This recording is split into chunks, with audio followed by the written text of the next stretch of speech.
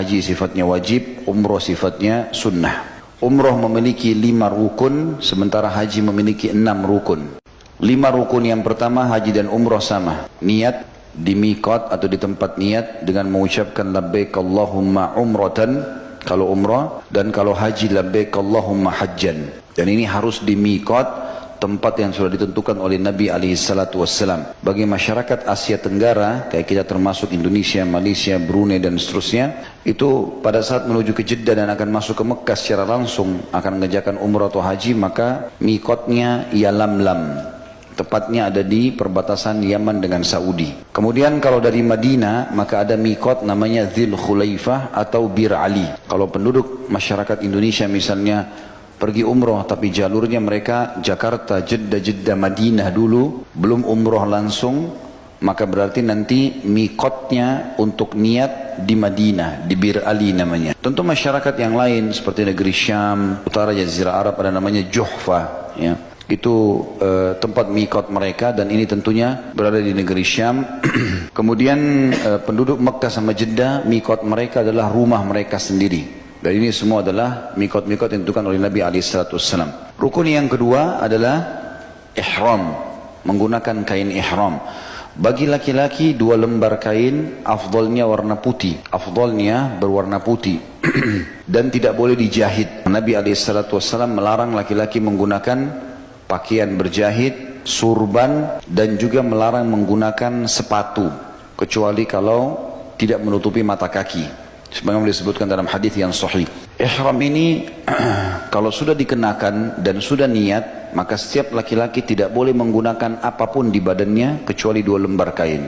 Izar, kain bagian bawah, dan rida, kain bagian atas. Bagi perempuan ihramnya lengkap seperti umumnya yang dipakai muslimah, dengan menjauhi 2 hal, tidak boleh memperlihatkan aurat, dan juga tentu saja tidak boleh menggunakan baju syuhrah.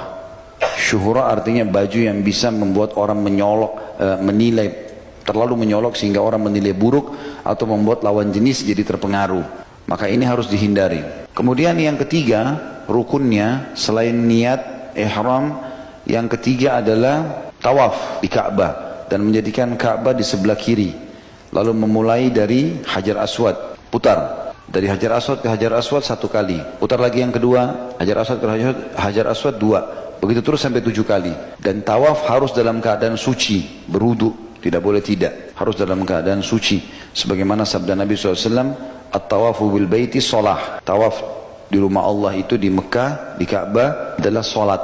Sama hukumnya dengan sholat, harus dalam keadaan wudu. Cuma bedanya kalau sholat semua rakaat terikat satu sama yang lain. Kayak misalnya kita sholat duhur, pas rakaat ketiga keluarin angin, maka harus ulang semua sholatnya kan gitu. Kalau tawaf tidak, setiap putaran berdiri sendiri. Kalau kita selesai tawaf yang pertama, baru mulai yang kedua, ternyata keluar angin, maka kita tinggal wudu, kembali lagi, yang diulangi cuma tawaf yang kedua. Tawaf pertama dihitung sah. Setelah itu kita pindah ke rukun yang keempat, sa'i, berjalan antara Safa dan Marwah. Safa ke Marwah 1, Marwah ke Safa 2, begitu terus sampai 7 kali.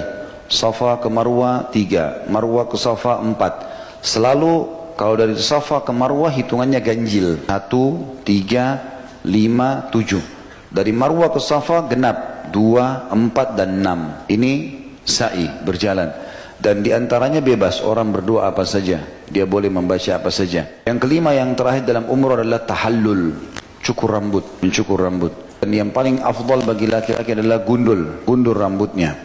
Sebagaimana Nabi SAW bersabda kepada para sahabat pada saat tidak jadi umrah, waktu itu di kesepakatan Hudaybiyah tapi sudah melewati miqat. Maka Nabi SAW mengatakan, semoga Allah merahmati orang yang gundul. Para sahabat, ya Rasulullah, orang yang cukur.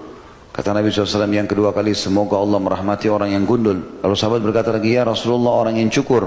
Kata Nabi SAW, semoga Allah merahmati orang yang gundul 3 kali.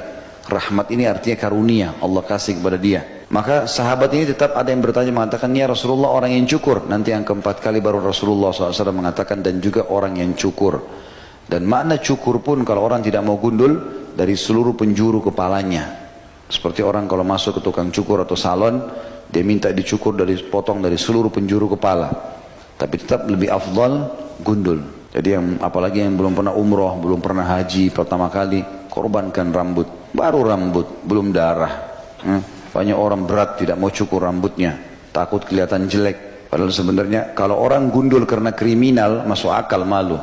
Orang gundul pulang haji dan umrah mestinya bersyukur kepada Allah. Karena bisa saja setiap hari rambutnya dinilai pahala oleh Allah Subhanahu wa taala. Ini yang paling afdal. Kalau perempuan mengambil sebagian kecil dari rambutnya. Jadi kalau ibu-ibu bisa membawa gunting kecil biasanya di tempat sa'i, kemudian mencukur rambut masing-masing, dimasukkan gunting di bawah jilbabnya, dipotongin sedikit saja. Tapi ini untuk perempuan, bapak nggak boleh ikut begini. Harus dari seluruh penjuru kepala, gitu kan? Itu sudah dibahas oleh para ulama fikih tentunya. Kalau selesai itu maka selesailah umrah dan seseorang boleh ganti baju biasa. Semua larangan ihram tadi sudah tidak berlaku lagi. Sudah boleh berhubungan biologis suami istri, sudah boleh memakai wangi-wangian di badannya kalau dia mandi pakai sampo, pakai sabun segala macam itu. Waktu awal tadi dia lagi ihram tidak boleh, dia harus hindari. Khusus haji ditambah rukun yang ke-6. Selain 5 ini ditambah yang ke-6 adalah ukuf di Arafah. Ukuf di Arafah. Saya gambarkan secara umum haji ada 6 hari. Umrah tadi sebentar, 2-3 jam selesai. Kalau haji 6 hari, dari tanggal 8 Zulhijjah sampai 13 Zulhijjah. 8, 9, 10, 11, 12, 13, 6 hari. Dari 6 hari ini, tanggal 8 sama tanggal 13, hari pertama sama hari terakhir hukumnya sunnah, bukan wajib, sunnah. Dan 4 hari, 9, 10, 11, 12 hukumnya wajib.